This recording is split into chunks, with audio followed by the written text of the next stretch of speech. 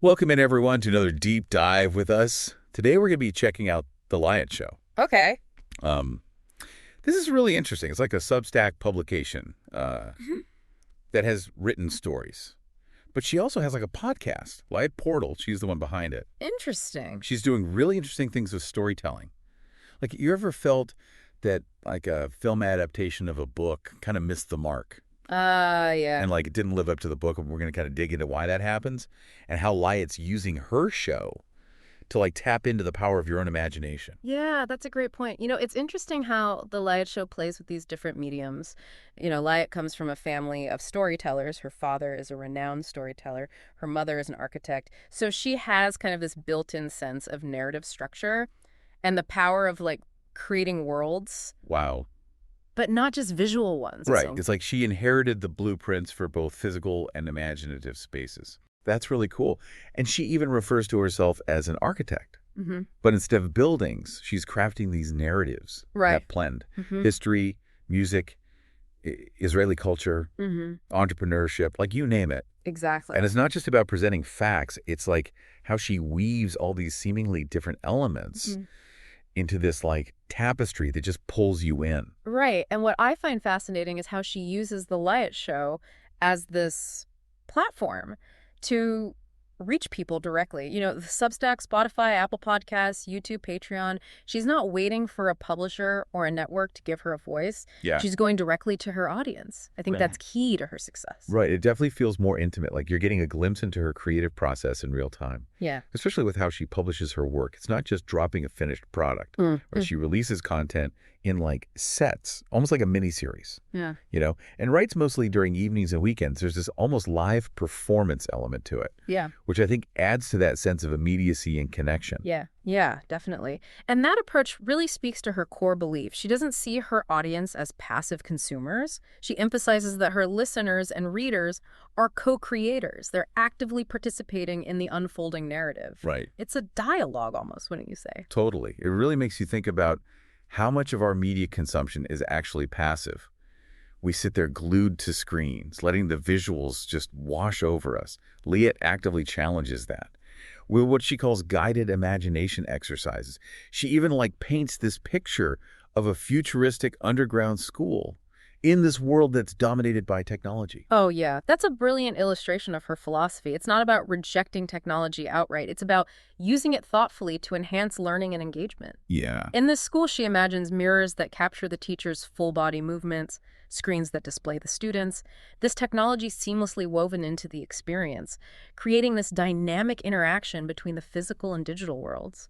It's so cool. It's like she's saying, look, technology can be a powerful tool, but it shouldn't replace our own ability to imagine and create. Exactly. But here's where things get really interesting. Liat mentions that she wants to start incorporating video into her storytelling.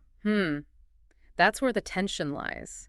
Someone so dedicated to the power of words and the active engagement of imagination wants to delve into the world of visual media. Right. Why do you think she would do that? It seems counterintuitive. Ah. But she comes from a family of filmmakers. Her father, Nissim, makes films. So it's not like she's completely oblivious to the power of the medium. Right. It's more like she's grappling with the inherent limitations of video. You know how a film adaptation can sometimes feel like it's boxing in the story, leaving no room for the viewer to create their own interpretation. Exactly. It makes you wonder, what is she trying to achieve by adding this visual layer? Is it about reaching a wider audience? Or is there something more nuanced at play here? That's a great question, and one we're going to unpack further in the next part of our deep dive. Because as Liat herself points out, there's something magical about the way our own imaginations fill in the blanks. Right. When we listen to a podcast Right. or read a blog post, it's that act of co-creation that makes the story truly come alive. Yeah, I totally agree. And it makes you think about the impact this constant bombardment of visual stimuli has on our ability to daydream, to envision, to really experience a story on our own terms. Absolutely. But we'll delve deeper into that in just a moment, picking up on that thread of like visual versus imaginative storytelling. It's interesting to consider Liat's background. Like, she's not just a writer or a podcaster. Her bio mentions that she's worked as a director and a screenwriter. Oh, yeah, that's right. I almost forgot about that. Yeah. So she's coming at this from both sides. She understands the allure of crafting a visual story, but also recognizes the potential pitfalls. Exactly. And that makes her perspective on this whole video idea even more fascinating. It's not just a whim, it's a deliberate choice, informed by years of experience in both worlds. So if she's so aware of the potential drawbacks, why go down that road at all? What's the driving force behind this decision to add video to the layout show? Well, in your own words, she talks about wanting to use video to share her family's story and the injustices faced by Jewish communities in North Africa and Arab countries, topics that are deeply personal and often emotionally charged. Yeah, that makes sense. There's a certain immediacy and impact that video can bring to those kinds of stories. It can connect with people on a visceral level that words alone sometimes can't quite achieve. Precisely. And she's not just talking about creating documentaries or historical reenactments.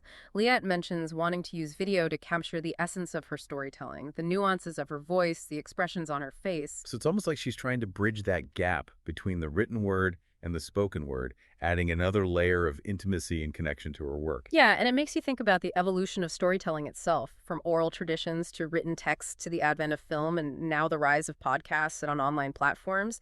Each new medium offers its own unique possibilities and challenges. It's like a constant dance between technology and the human need to connect through stories.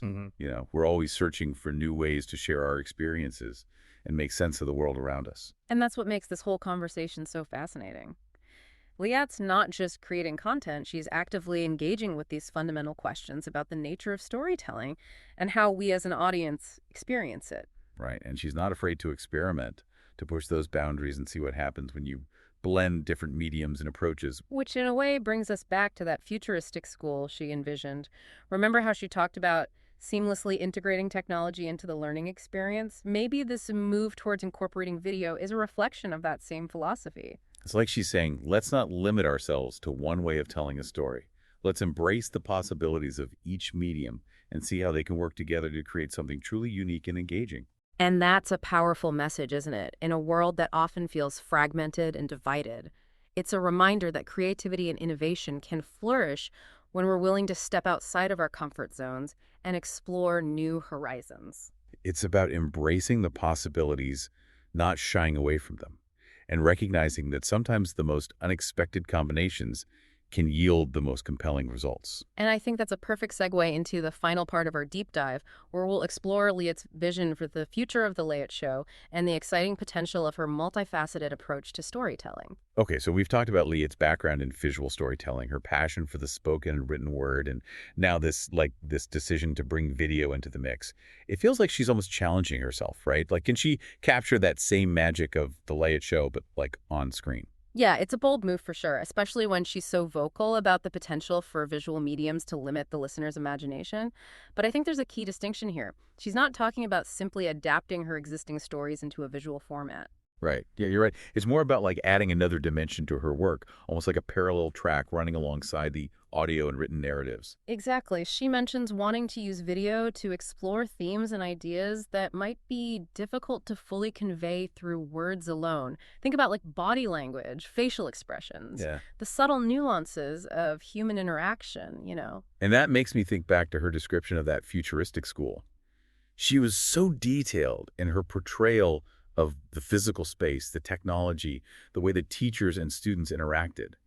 Maybe this move towards video is an extension of that desire to create a more immersive experience for our audience. It's like she's inviting us to step into that world with her, not just imagine it, to experience the sights and sounds alongside the stories themselves.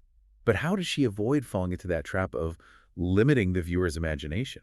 We talked about how film adaptations can sometimes feel like they're dictating a single interpretation, leaving no room for the audience to create their own. Right. Well, that's where her background as a storyteller and her understanding of both mediums come into play.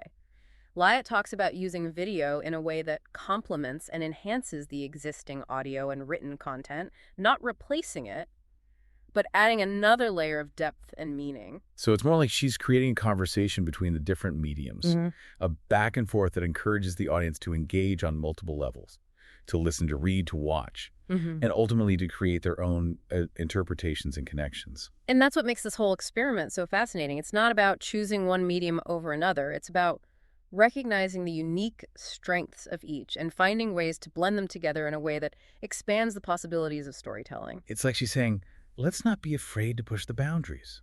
Let's explore new ways to connect with our audience and share the stories that matter most. And that's a powerful message for anyone who creates content, consumes content, or simply believes in the power of stories to shape our understanding of the world. Absolutely.